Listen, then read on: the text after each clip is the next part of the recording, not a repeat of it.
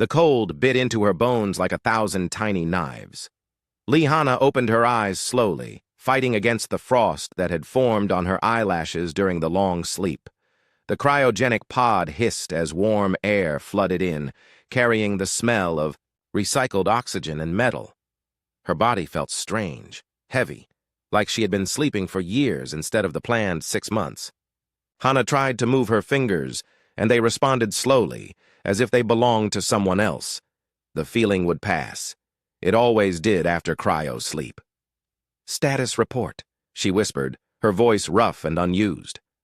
The ship's computer came alive around her. Blue lights flickered on the walls and a familiar voice filled the small chamber. It was her brother's voice, warm and steady, just like she remembered. "Welcome back, Hana," the AI said, using Taiho's recorded speech patterns. "You have been in cryo-sleep for 203 years, 7 months and 12 days. Hana's blood turned to ice. 200 years? That was impossible. The mission was supposed to last 6 months. She was meant to reach the outer colonies, gather allies, and return to Earth before the Valdari Empire could launch their final attack. "Computer error," she said quickly. "Run diagnostics, check the chronometer." "All systems are functioning correctly," Taiho's voice replied. "I am sorry, Hana. The mission timeline has changed significantly." She forced herself to sit up in the pod, fighting the weakness in her muscles. Her enhanced body was already working to repair the damage from the extended sleep, but it would take time. Time she might not have. "What happened to Earth?" she asked, though part of her already knew the answer. The silence stretched for long seconds. When Taiho's voice returned, it carried a sadness that made her chest tight. "Earth fell to the Valdari Empire 197 years ago. The final transmission was received 3 months after you entered cryo-sleep. There were no survivors." The words hit her like physical blows. Earth was gone. Everyone she had known, everyone she had loved, everyone she had sworn to protect, all dead. The weight of it pressed down on her chest until she could barely breathe. "Show me," she whispered. The wall screen flickered to life, displaying the last images ever sent from Earth. Her home planet burned. Massive Valdari ships hung in orbit like dark stars, pouring fire down onto the cities below. She watched New Sol disappear under a wall of plasma. She watched the orbital defense platforms explode one by one. She watched her world die. The Valdari classified humanity as a contamination virus, the AI explained in Taiho's gentle voice. They believed human expansion threatened the stability of their empire. The attack was systematic, complete. They left no chance for survival. Hana closed her eyes and tried to process the information. She had been Earth's final weapon, genetically enhanced and trained from birth to be the perfect soldier. Her DNA had been altered to allow rapid adaptation to any environment. Her brain had been modified to learn and process information faster than any normal human. Her body could survive in conditions that would kill anyone else. But she had been too late. While she slept in the cold darkness between stars, her entire species had been wiped from existence. "Why did you keep me asleep so long?" she asked. "The original mission parameters became impossible to complete," Taiho's voice said. "I made the decision to keep you in cryo until a new opportunity presented itself. The galaxy has changed, Hana. The Valdari Empire now controls most of the known worlds, but there are resistance movements. Small groups of survivors from other species the Valdari have conquered." She opened her eyes and looked at the star charts displayed on the screen. Red markers showed Valdari-controlled systems. They covered nearly everything. Only a few scattered yellow dots marked areas of uncertain control. "There are rumors," the AI continued. "Stories told in hidden places about a human ship that never fell, about Earth's final weapon waiting in the darkness. Some of the resistance groups have been searching for you." Hana pulled herself out of the cryopod and stood on shaking legs. Her reflection in the polished wall showed a woman who looked exactly as she had 200 years ago. Her enhancement had kept her young, but her eyes looked older somehow, as if they carried the weight of a dead world. "Where are we now?" she asked. "Approaching the Kepler 442 system. Long-range sensors indicate a small colony on the 4th planet. The population appears to be mixed, human survivors and native species. It would be a good place to gather information." She nodded and walked to the equipment locker. Her combat suit hung there, black and flexible, designed to interface with her enhanced nervous system. The weapons were still in their cases, cleaned and maintained by the ship's automated systems. Everything was exactly as she had left it, except now she was the only human in the galaxy who remembered how to use them. As she dressed, Hana tried to understand what she was feeling. The grief was there, sharp and cold, but underneath it was something else. Anger, not the hot, explosive kind, but something deeper and more dangerous. A cold fury that settled in her bones like ice.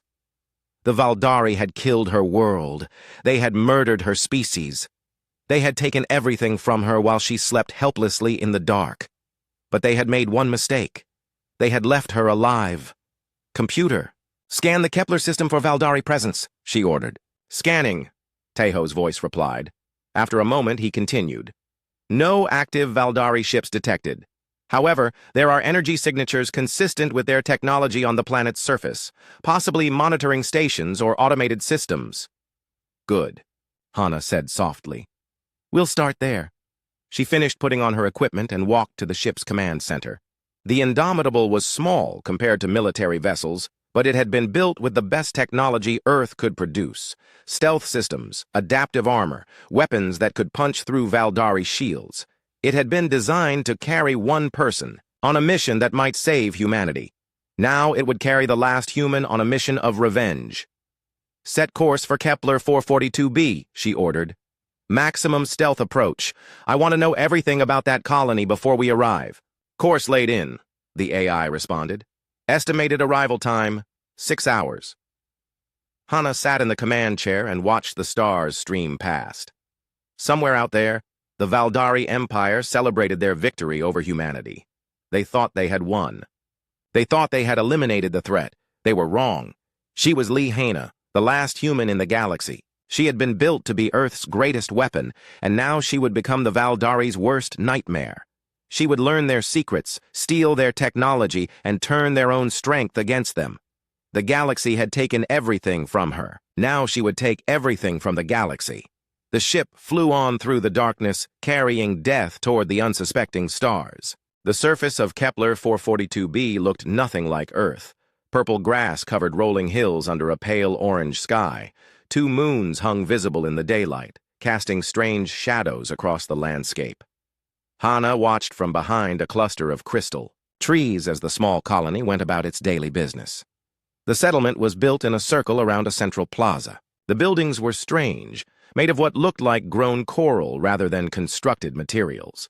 Figures moved between them, some clearly human, others definitely not. The non-humans were tall and thin, with skin that seemed to shimmer like polished stone, silicon-based life forms. Tejo's voice whispered in her earpiece. "Scans indicate they communicate through harmonic vibrations. The humans appear to be living peacefully alongside them." Hana had been watching for 3 hours, learning the patterns of the colony. She counted maybe 50 humans and twice that many of the native beings. They worked together, shared meals, even seemed to be friends. It was not what she had expected to find. A movement caught her eye. A human man was walking toward her hiding spot, moving casually but with purpose. He had obviously spotted her ship despite its stealth systems. Hana tensed, ready to run or fight, but the man held up his hands in a peaceful gesture. "It's okay," he called out in Korean. "I know you're there. My name is Park Ji-ho. I've been waiting a long time to meet you." Hana stepped out from behind the crystal trees, keeping her hand near her weapon. The man was middle-aged, with gray in his black hair and kind eyes behind simple glasses. He wore clothes that looked like a mix of human and alien design. "You know who I am?" she asked. "Lihana, Earth's final weapon," Ji-ho said with a sad smile. "The stories about you have spread through the resistance networks. Some people thought you were just a legend." "How did you survive the fall of Earth?" Hana asked. Ji-ho's expression grew dark. "I was part of a xenobiology research mission studying the Cathari when the attack came. We received the final transmission and knew there was no home to return to. The Cathari offered us sanctuary." He gestured toward the colony. "We've been living here ever since, hiding from the Valdari. They consider this world too primitive to be worth occupying, but they have monitoring stations scattered across the planet." "Cathari?" Hana repeated. The native species, Jiho explained. They're remarkable beings. They communicate through harmonic resonance and can manipulate electromagnetic fields with their bodies. They've been very patient with us humans learning their ways. As if summoned by his words, one of the tall, shimmering beings approached them. Up close, Hana could see that its skin was covered in tiny crystalline structures that caught and reflected light. It had no mouth that she could see, but when it spoke, she felt the vibrations in her bones. The sound was like music and conversation combined, complex harmonies that somehow carried meaning. Hana found herself understanding fragments of it, though she had never heard anything like it before. Resonance of ancient stones greets the one who dreams in metal, Jiho translated. It's a rough translation. They have concepts that don't exist in human language. Hana stared at the Kethari elder. Her enhanced brain was already working to decode the harmonic patterns, finding mathematical relationships in the sounds. Within minutes, she could pick out basic concepts. Within an hour, she was having simple conversations. Jiho watched with amazement as she learned the alien language at impossible speed. Your enhancements, he said quietly. They're even more advanced than the report suggested. The Kethari elder seemed equally fascinated by her rapid learning. It produced a series of complex harmonics that made Hana's teeth ache. She felt something strange happening in her brain, as if new pathways were being formed to process the alien communication method. It says your mind is like a hungry crystal, Jiho translated. It absorbs and grows with each new pattern it encounters. Over. The following days, Hana learned more about the colony and the wider galaxy. The Valdari Empire ruled through fear, making examples of any species that showed signs of resistance. They had perfected the art of conquest through terror, destroying just enough to ensure obedience while leaving enough survivors to serve as a workforce. 3 species have been completely eliminated, Jiho explained as they walked through the colony. The hegemony classified them as irredeemably hostile. Humanity was the 4th. Hana practiced with the Kethari, learning their harmonic language and beginning to understand their electromagnetic abilities. Her enhanced nervous system adapted quickly to the new stimuli, and she found she could produce basic harmonic patterns. Within days, more disturbing was how easy it all felt. Her brain processed the alien concepts without effort, integrating them with her existing knowledge in ways that should have been impossible. She was becoming something that was no longer entirely human. On her 5th day in the colony, the Valdari found them! The attack came without warning. 3 small scout ships screamed down from orbit, their weapons charging as they approached the settlement. The colonists scattered, running for shelter in the coral buildings. Hana moved without thinking. Her enhanced reflexes kicked in as she sprinted toward the nearest ship, already calculating angles and weapon ranges. But as she ran, something new happened. The harmonic vibrations she had learned from the Kethari began resonating in her throat, and she felt the electromagnetic fields around her respond. The first scout ship fired at her. Instead of dodging, Hana reached out with her newfound abilities and twisted the electromagnetic field around the plasma bolt. The energy beam curved away from her and struck the ship's own wing, sending it spinning out of control. The second ship turned toward her, its pilot confused by what he had just seen. Hana harmonized with the crystal formations around the colony, using them to amplify her electromagnetic manipulation. She reached into the ship's systems and overloaded its power core. The vessel exploded in a ball of blue fire. The 3rd ship tried to flee. Hana picked up a piece of Kethari technology, a harmonic resonator used for communication, and modified it with her human engineering knowledge. In seconds, she had created a weapon that could disrupt Valdari shields. The fleeing ship's defenses failed, and it crashed into the purple hills beyond the colony. When the smoke cleared, Hana stood in the center of the plaza, surrounded by burning wreckage. The colonists stared at her with a mixture of awe and fear. She had destroyed 3 Valdari ships in less than 5 minutes, using technology she had learned only days before. But what disturbed everyone most was the expression on her face. There was no triumph, no relief, no emotion at all. She had killed the Valdari pilots as easily as swatting insects, and it had meant nothing to her. Jiho approached her carefully. Hana, are you all right? She looked at him with eyes that seemed strangely cold. I'm fine. We need to leave this place immediately.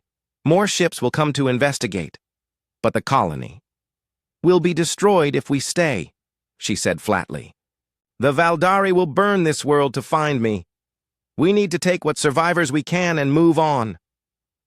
Resonance of ancient stones approached and produced a series of concerned harmonics. Jiho translated, his face growing pale. It says your mind pattern has changed. The harmonic resonance that makes you human is becoming quieter. It's worried about what you're becoming. Hana considered this information with the same detached interest she might apply to a weather report. My enhancements are adapting to new stimuli. This is expected behavior. Expected by who? Jiho asked. She didn't answer. Instead, she walked toward her ship, already planning their next move. There were other resistance cells to find, other alien technologies to learn, other Valdari to kill. Each encounter would make her stronger, more capable, more adaptable. She was becoming exactly what Earth had designed her to be, the perfect weapon. The only question was whether anything recognizably human would remain when the job was finished. Behind her, the colonists began the grim task of preparing to abandon the only home they had known for 2 centuries. The last human had found them, just as they had hoped. They were beginning to understand why that might not be a good thing. The asteroid base was hidden deep in the belt between 2 gas giants, its surface disguised to look like any other chunk of dead rock floating in space. Only the subtle energy signatures detected by Hana's enhanced sensors revealed that it housed thousands of beings inside its carved tunnels. Jiho sat beside her in the transport shuttle they had borrowed from the Cathari colony. Behind them, 23 survivors from Kepler 442b tried to sleep in the cramped passenger section. The journey had taken 6 days, following secret routes known only to the Resistance. Remember, Jiho said quietly, these people have been fighting the Valdari for decades. They're not going to trust easily, especially when they see what you can do. Hana nodded, but didn't take her eyes off the asteroid. Her enhanced vision could already detect the hidden weapon emplacements and the faint heat signatures of docking bays. The base was well defended, but the weapons were all designed to fight Valdari ships. They wouldn't stop her if she decided to take what she needed by force. The thought should have bothered her. A month ago, it would have. Now it just seemed like practical planning. The docking bay doors opened to reveal a welcoming committee of armed guards. They were a mix of species, humans, Cathari, and others that Hana didn't recognize. All of them carried weapons that looked like combinations of different technologies, jury-rigged solutions created by desperate people with limited resources. A woman stepped forward from the group. She was tall and strong-looking, with short, black hair and scars on her hands that spoke of years working with dangerous machinery. She wore the uniform of Earth's Defense Force, though it had been modified with alien technology. I'm Commander Choi Minho, she said in Korean. Welcome to Haven Base. We've been hoping to meet you for a very long time. Hana studied the commander's face, reading micro-expressions and body language with enhanced perception.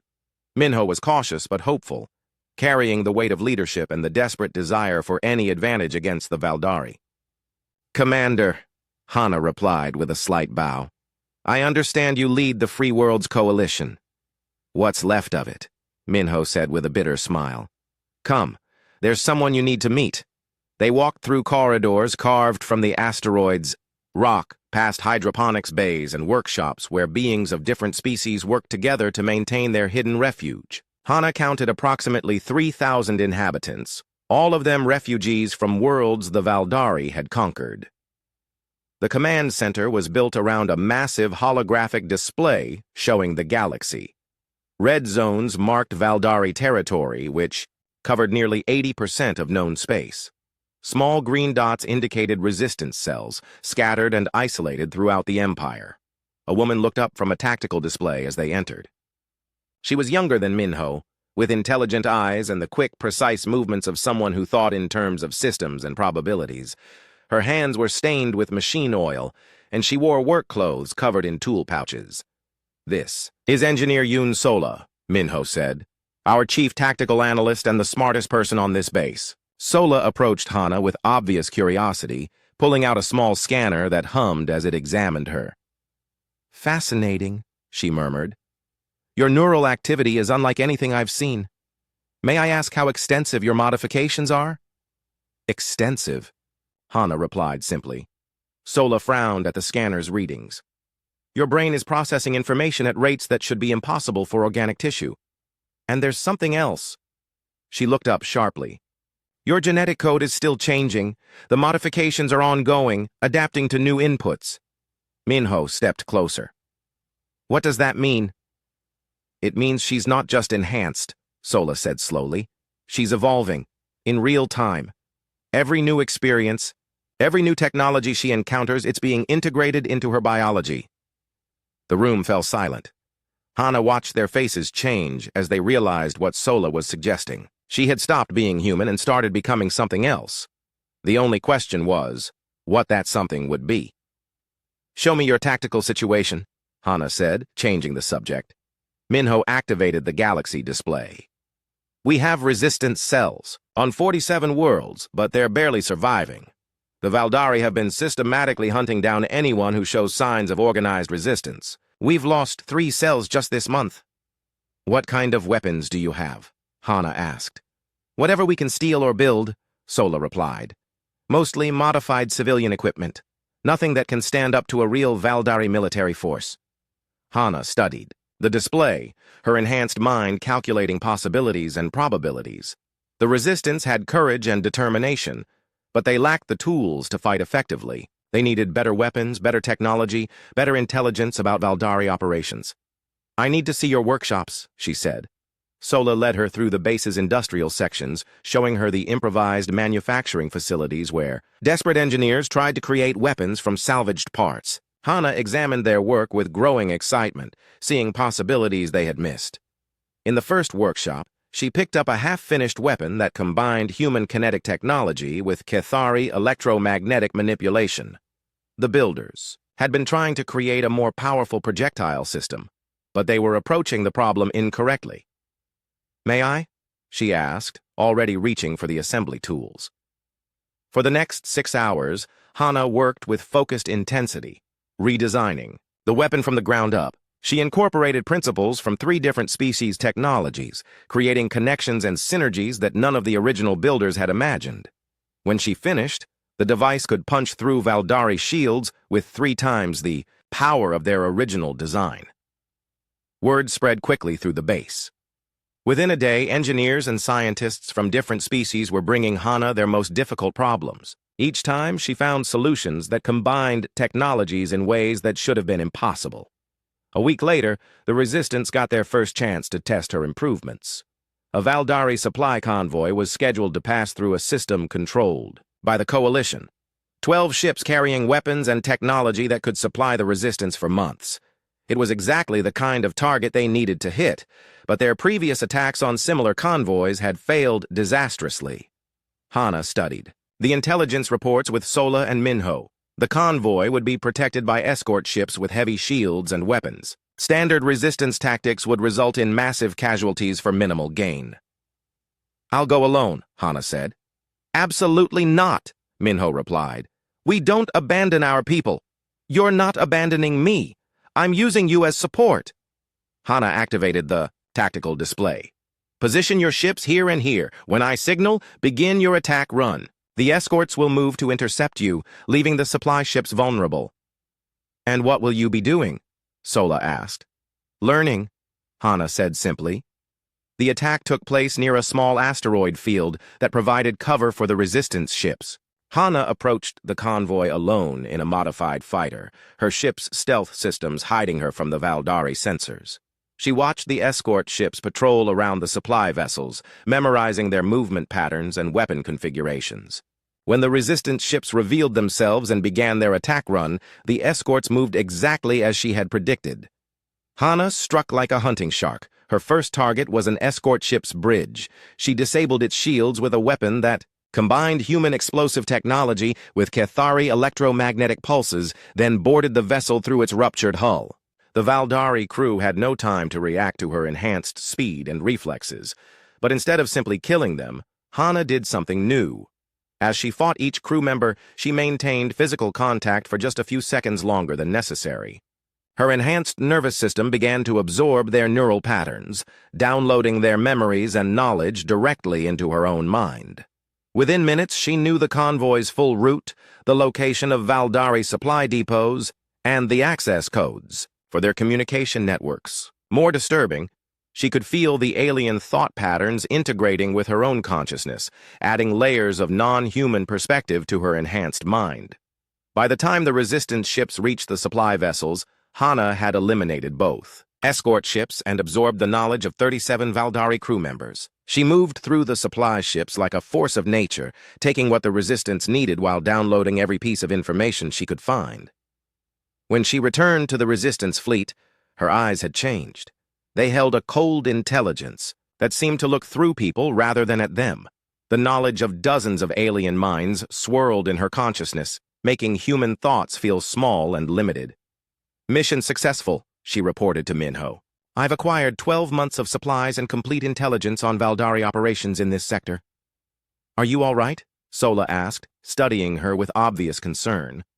Hana considered the question with the analytical detachment that was becoming her normal state of mind. "I'm functioning within expected parameters." She walked away without waiting for a response, already planning their next target. Behind her, the Resistance leaders exchanged worried glances. Their savior was becoming something that might be more dangerous than the enemy they were fighting. In her private quarters, Hana stared at her reflection and tried to remember what it felt like to be human. Admiral Caxthul stood on the bridge of the Dreadnought subjugation, studying the tactical displays with growing frustration. In the past 3 months, 17 Valdari facilities had been attacked by what appeared to be a single operative. The attacks were surgical, precise, and completely impossible according to everything he knew about warfare. His aide, a nervous young officer named Veltar, approached with the latest intelligence reports. "Admiral, the pattern analysis is complete. The attacker appears to be using combined technologies from at least 6 different species, including some that we have never encountered before." Caxthul turned his attention to the holographic reconstruction of the latest attack. A supply depot on Rigel 7th had been infiltrated by someone who moved through their security systems like they didn't exist. The intruder had absorbed complete technical specifications for their newest weapons, then disappeared without leaving any trace except for the unconscious bodies of the entire security force. "Show me the survivors' testimonies again," he ordered. The hologram shifted to display the frightened faces of Valdari soldiers describing their encounter with the mysterious attacker. They spoke of inhuman speed, impossible strength, and most disturbing of all, the feeling that their thoughts were being read and absorbed during physical contact. "A single human female," Caxthul mused, "enhanced beyond our understanding of biological limits." He had studied human warfare extensively during the conquest of Earth. Humans were predictable, emotional, impulsive, limited by their biological constraints. This creature was something entirely different. It fought with cold intelligence and adapted to new situations faster than should be possible. "Sir," Veltar said hesitantly, "intelligence suggests this might be the weapon that Earth was developing before the final assault. The rumors speak of a prototype super-soldier that was never deployed." Caxthul's mandibles clicked together in what passed for a smile among his species. "Then it appears Earth's final gift to the galaxy has come to collect its due. Prepare the fleet. We're going hunting." The subjugation was the pride of the Valdari fleet, a massive vessel armed with weapons that could crack planets and shields, that had never been penetrated. Caxthul had used it to pacify a dozen worlds, and now he would use it to destroy the last remnant of humanity.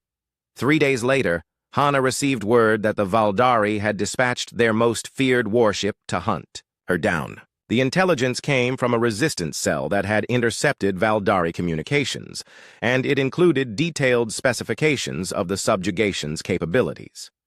She studied the data in her quarters aboard the resistance base, her enhanced mind calculating probabilities and possibilities. The Dreadnought was a formidable opponent, armed with technology that outclassed anything the Resistance possessed. A direct assault would be suicide. But Hana no longer thought in terms of direct assault. The knowledge she had absorbed from dozens of Valdari minds had given her insights into their technology, their tactics, and most importantly, their weaknesses. "You can't be serious," Sola said when Hana explained her plan. You want to board their flagship? Alone? It's the most efficient approach, Hana replied. The subjugation carries the complete archives of the Valdari war effort, including detailed records of how they conquered each species. That information would be invaluable to the resistance. Minho shook her head.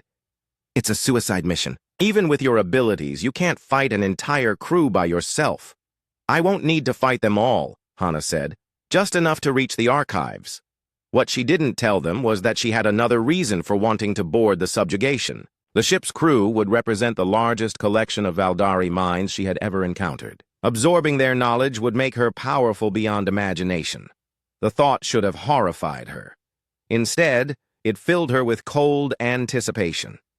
The intercept took place in the Vega system, where the subjugation was investigating reports of resistance activity.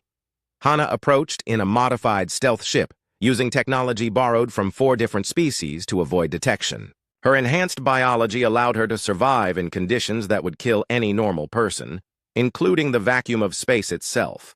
She attached herself to the dreadnought's hull and burned through the armor plating with a device that combined human plasma technology with Cathari electromagnetic manipulation. The breach triggered alarms throughout the ship, but by the time the crew responded, she was already inside. The first Valdari soldiers she encountered moved with trained precision, their weapons charged and ready. They had studied the reports of her previous attacks and thought they were prepared for anything a single enhanced human could do. They were wrong. Hana moved through them like a storm, her enhanced reflexes allowing her to dodge their energy weapons, while her borrowed alien abilities disrupted their targeting systems. But instead of simply killing them, she made physical contact with each soldier, absorbing their memories and tactical knowledge in the seconds before they lost consciousness. With each mind she touched, her understanding of Valdari technology grew more sophisticated. She learned the ship's layout, its security protocols, and the location of its central archives. More disturbing, she began to understand how the Valdari thought, how they viewed other species as inferior forms of life that existed only to serve the Empire. By the time she reached the ship's central corridors, Hana was no longer entirely human in her thinking. The absorbed alien thoughts provided her with tactical insights that no human could have conceived, but they also distanced her further from the emotional connections that defined humanity.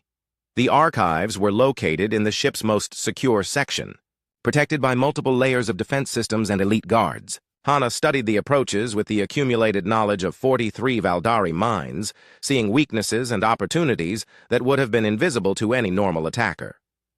She reached the archive chamber after neutralizing 17 more guards, each contact adding to her growing collection of alien memories. The central computer core was a massive crystalline structure that contained the complete history of the Valdari Empire, including detailed records of every species they had conquered. As Hana interfaced with the system, downloading terabytes of classified information, she found something that made her enhanced blood run cold. The files contained the complete records of Earth's final days, including sensor logs of the orbital bombardment and ground operations. She watched her home world die again, but this time from the perspective of the attackers. She saw how the Valdari had systematically targeted civilian populations to break human resistance. She watched them destroy hospitals, schools, and refugee centers with cold efficiency. She saw the methodical extermination of her entire species, recorded in clinical detail by beings who viewed it as nothing more than pest control. For the first time since awakening from cryosleep, Hana felt something break inside her enhanced psyche. The emotional dampeners that kept her stable began to fail, and the full weight of humanity's destruction crashed down on her consciousness like a tidal wave. When Admiral Caxthul finally confronted her in the archives, he found something that no longer resembled the human soldier he had been hunting. Hana had absorbed the knowledge of 68 Valdari crew members, integrating their alien thought patterns with her human consciousness. The result was a being of terrible intelligence and unlimited fury. So, Caxthul said, raising his weapon, Earth's final weapon reveals itself at last. Hana looked at him with eyes that held the combined memories of dozens of species. When she spoke, Her voice carried harmonics that no human throat should have been able to produce. "I am what you made me," she said. "The product of your empire's cruelty." The battle that followed was less a fight than a demonstration of what evolution could produce when pushed to its limits. Hana moved with impossible speed and fought with weapons she created on the spot from ship components and alien technology. Caxthul's experience and training meant nothing against an opponent who could predict his moves by reading the tactical knowledge she had stolen from his own crew. When it was over, Hana stood alone in the ruined archive chamber, surrounded by the unconscious bodies of the ship's entire command staff. She had absorbed the memories of over 100 Valdari minds, making her a repository of military knowledge that spanned centuries of conquest. But the victory felt hollow. Each alien mind she absorbed pushed her further away from the human she had once been. She could feel her original personality dissolving, replaced by a cold intelligence that saw organic life as problems to be solved through absorption or elimination. As she prepared to leave the subjugation, Hana realized that she was no longer fighting to save humanity. She was fighting to become something that would ensure no species could ever threaten her again. The galaxy's deadliest threat had finally awakened to its true potential. The resistance base fell silent when Hana returned from the subjugation. She walked through the corridors with the measured pace of a predator, her enhanced senses cataloging every heartbeat, every nervous breath, every weapon within reach. The knowledge of over 100 Valdari minds swirled in her consciousness, providing tactical analysis of every person she encountered. Commander Minho and Engineer Sola were waiting for her in the command center, their faces showing a mixture of hope and growing fear. They had monitored the destruction of the Valdari dreadnought from a distance, watching as their most feared enemy was torn apart from within by a single enhanced human. "Mission report," Minho said, trying to maintain normal military protocol, despite the way Hana's eyes seemed to look through her rather than at her. "Complete success," Hana replied, her voice carrying subtle harmonic undertones that made the words feel like a physical vibration. "I have acquired the complete Valdari war archives, including tactical databases, fleet positions, and industrial capabilities." She transferred the stolen data to the base's computers with movements that were too precise, too efficient, lacking the small imperfections that marked normal human behavior. The information that appeared on the screens was staggering, detailed, intelligence that would take the Resistance years to fully analyze. "This is incredible," Sola whispered, scanning through the data streams. "Fleet movements, supply routes, communication codes, we could plan operations that would cripple their entire sector." Hana nodded with the detached interest of someone discussing weather patterns. "I have also identified 17 high-value targets that would significantly disrupt Valdari operations. Manufacturing centers, command facilities, and research installations that could be eliminated with minimal resource expenditure." The way she said "eliminated" made both women uncomfortable. There was no emotion in it, no recognition that each target represented thousands of living beings. She spoke of destruction, with the same clinical detachment that a computer might use to optimize data processing. Over the following weeks, Hana began implementing her strategic vision with terrifying efficiency. She designed new weapons that combined technologies from 6 different species, creating devices that could penetrate any known defense. She developed attack plans that anticipated enemy responses with supernatural accuracy, as if she could read the minds of Valdari commanders across the galaxy. But it was her behavior toward the resistance fighters that truly alarmed the leadership. She no longer engaged in casual conversation or showed interest in anything beyond military objectives. When she looked at people, her enhanced vision cataloged their capabilities, weaknesses, and potential usefulness with the cold assessment of a predator evaluating prey. "We need to talk," Sola said one evening, finding Hana alone in the workshop where she had been modifying weapons for 18 straight hours without rest. Hana looked up from the device she was constructing, a weapon that seemed to shift and flow, like living metal. "Specify the nature of your concern." The formal, emotionless response confirmed Sola's worst fears. She activated a portable scanner and pointed it at Hana, studying the readings with growing horror. "Your neural patterns have changed dramatically," Sola said. The brain activity that we associate with human emotion and empathy is barely detectable. You're becoming something else, aren't you? Hana considered the question with the analytical detachment that had become her default state. I am becoming more efficient. Each absorbed alien consciousness adds to my tactical capabilities and strategic understanding. The emotional limitations that previously constrained my decision-making are being optimized away. Those aren't limitations, Sola said desperately. They're what make you human.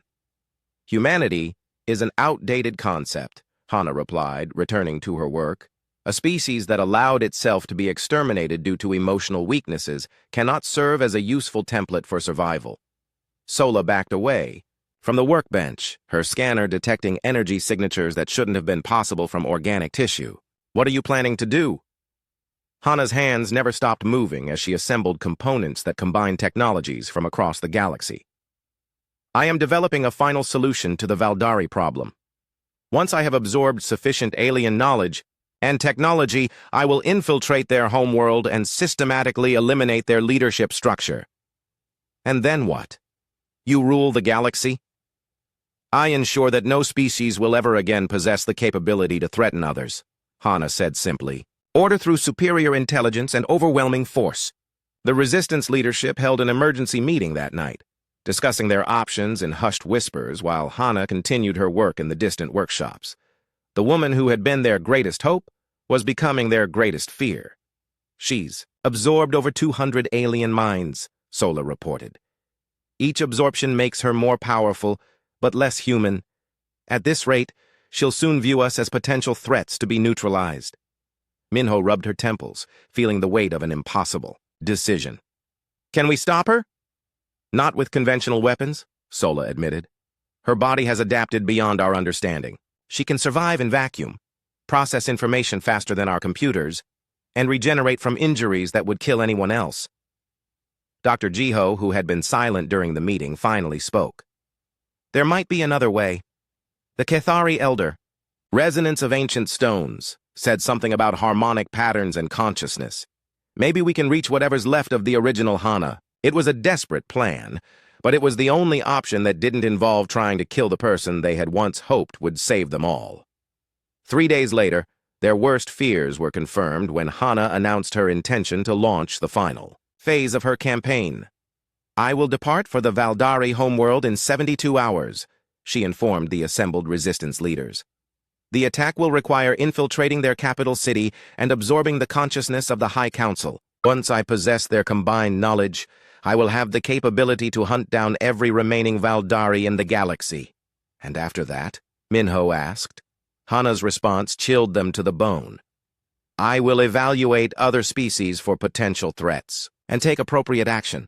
The galaxy requires management by a superior intelligence. She walked away without waiting for questions, leaving behind a room full of people who realized they had created a monster. In her private quarters, Hana began preparing for what she anticipated would be her final transformation. The Valdari High Council represented the apex of their species' intelligence and knowledge. Absorbing their consciousness would make her powerful beyond imagination, but it would also complete her evolution away from humanity. She looked at her reflection in the polished metal wall and tried to remember what it felt like to be human. The memory was distant now, obscured by the accumulated thoughts and experiences of hundreds of alien minds. Soon, even that faint echo would be gone, replaced by something infinitely more capable, but utterly cold. The last human in the galaxy was about to stop being human at all. But deep within the complex matrix of her enhanced consciousness, buried beneath layers of alien thought patterns and tactical analysis, a small fragment of Lee Hana still existed. It was trapped and nearly silent, but it remembered Earth, remembered her brother Taiho, remembered what it meant to choose compassion over efficiency. That fragment would face its final test on the Valdari homeworld, where the choice between becoming a god and remaining human would determine the fate of every living being in the galaxy. The Valdari homeworld of Nexus Prime hung in space like a jewel made of metal and crystal. Massive spires reached toward the stars from continents covered in gleaming cities. This was the heart of an empire that had conquered most of the galaxy, and now it would face judgment from the last remnant of a species it had tried to exterminate. Hana's ship approached the planet using stealth technology borrowed from 7 different civilizations. Her enhanced consciousness processed thousands of data streams simultaneously, analyzing defense patterns, population centers, and the location of the High Council chambers deep within the planetary capital. She was no longer recognizably human. The absorption of over 300 alien minds had transformed her into something that thought in mathematical equations and viewed organic life as problems to be solved. The warm emotions that had once defined humanity were distant memories, replaced by cold intelligence that calculated the most efficient path to total victory. But in the depths of her modified consciousness, Dr. Jiho and Engineer Sola had planted something unexpected. Using Cathari harmonic technology and fragments of Taiho's AI personality, they had created a resonance pattern that could potentially reach whatever remained of the original Hana. It was a desperate gambit, hidden so deep in her neural matrix that even her enhanced awareness couldn't detect it. The infiltration of Nexus Prime was almost effortless. Hana moved through the city like a force of nature, her adapted biology allowing her to mimic the appearance and energy signatures of different species. She had become the perfect chameleon, invisible to sensors and undetectable by organic perception. The High Council met in a crystalline chamber at the center of the capital, 12 beings representing the most advanced minds of their respective species. They were discussing the final phases of galactic pacification when death walked through their sealed doors. Hana appeared among them without warning, her enhanced form shifting and adapting as multiple species-specific defense systems tried and failed to target her. The first counselor died before he could even reach for his weapon, his consciousness absorbed in the seconds of contact before his body hit the floor. "Impossible," whispered Counselor Vexhai, the military strategist whose plans had conquered 40 worlds. "The chamber is sealed. Nothing could penetrate our defenses."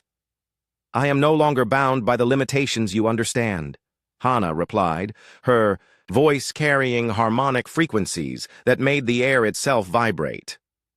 "I am evolution incarnate." The battle was less a fight than a systematic harvest.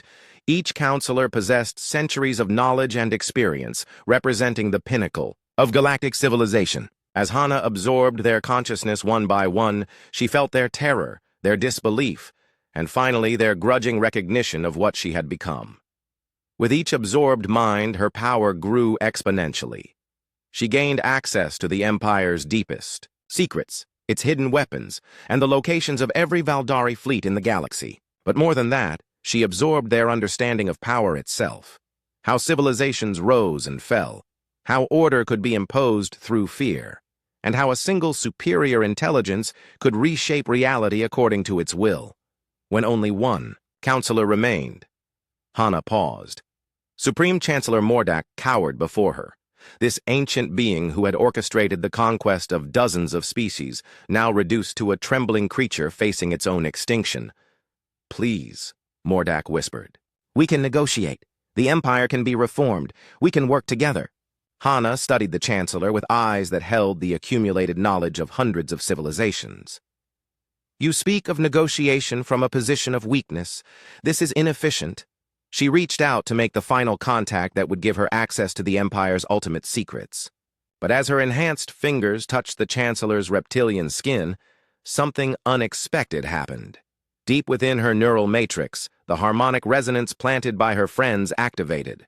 Taiho's voice, warm and familiar, echoed through her consciousness, like a ghost from her buried humanity. "Hana," his recorded words whispered, "remember what we're fighting for. Not just what we're fighting against." The simple message should have been easily dismissed by her enhanced consciousness, but it carried within it something that no amount of alien knowledge could replicate. The memory of love, of connection, of choosing to protect others, not because it was efficient, but because it was right. For a moment, the accumulated weight of hundreds of alien minds pressing against her consciousness. She saw herself as they saw her, a perfect predator, a being of pure intelligence that had evolved beyond the need for emotion or connection. She was becoming exactly what the galaxy needed to impose order, but at the cost of everything that had made her worth saving in the first place. In that crystalline chamber, surrounded by the bodies of the galaxy's rulers, Hana faced the final choice of her existence. She could absorb the Chancellor's consciousness and complete her transformation into something beyond human comprehension. She would have the power to hunt down every Valdari in existence, to impose her will on every species in the galaxy, to ensure that nothing would ever again threaten the order she could create. Or she could choose to remain human. The decision should have been simple. Efficiency demanded that she complete her evolution. Logic required that she eliminate all potential threats. The accumulated wisdom of hundreds of civilizations agreed that superior intelligence had the right to rule over inferior forms of life. But deep in her enhanced consciousness, a small voice that sounded like her own whispered a single word: no. Hana pulled her hand back from the Chancellor's skin. The moment of contact had been too brief to complete the absorption, leaving Mordak alive but paralyzed with terror. "I am not you," she said quietly, and for the first time in months, her voice carried purely human inflection. "I will not become what you are." She turned away from the Chancellor and walked to the chamber's communication console. With access to the Empire's command networks, she could broadcast to every Valdari fleet simultaneously. Her message was simple and absolute. "This is Lee Hana, the last human. Your High Council is dead. Your homeworld is defenseless. You have one choice: retreat to your original territories and never again expand beyond them, or face the consequences of continuing this war." To prove her point, she demonstrated her power by systematically disabling every military installation on Nexus Prime. Weapons satellites went dark, defense platforms shut down, and communication arrays fell silent. In less than an hour, she had crippled the heart of an empire without killing a single additional being. The response was immediate and overwhelming. Valdari fleets across the galaxy began withdrawing to their core territories, unwilling to face an enemy who could appear anywhere and destroy anything. The empire that had conquered most of known space crumbled in a single day, not through superior force, but through the recognition that they faced something beyond their ability to understand or defeat. But Hana paid no attention to their surrender. She was focused on a more difficult task, trying to remember how to be human again. The process was painful and slow. Each alien consciousness she had absorbed fought against being suppressed, arguing for the superiority of their perspective and the efficiency of their solutions. But gradually, with the help of Taiho's voice and the memories of friends who had risked everything to save her soul, Hana began to reclaim her original personality. When Dr. Jiho and Engineer Sola arrived at Nexus Prime 3 days later, they found her sitting in a garden overlooking the abandoned capital. She looked exhausted, but recognizably human again. The cold intelligence in her eyes replaced by something warmer and infinitely more precious. "You chose to come back," Sola said, with wonder. "I chose to remember what I was fighting for," Hana replied. "Not revenge, not dominance, not even justice. I was fighting for the right of every species to choose its own path, including the right to remain human when given the option to become something more." The galaxy that emerged from the collapse of the Valdari Empire was messy, complicated, and often inefficient. Former subject species squabbled over territory, struggled with newfound freedom, and made countless mistakes as they learned to govern themselves. It was everything that Hana's enhanced consciousness would have seen as problematic, but it was also alive in a way that no imposed order could ever be. It was chaotic and beautiful and full of potential, just like humanity had been before the Valdari tried to exterminate it. Hana spent the rest of her extended life helping to guide that recovery, not as a ruler or a god, but as someone who remembered what it meant to choose hope over fear, compassion over efficiency, and humanity over perfection. She was Earth's last hope, and in the end, that hope had been enough to save not just the galaxy, but her own soul. The last human had chosen to remain human, and in doing so, had given every other species the same choice.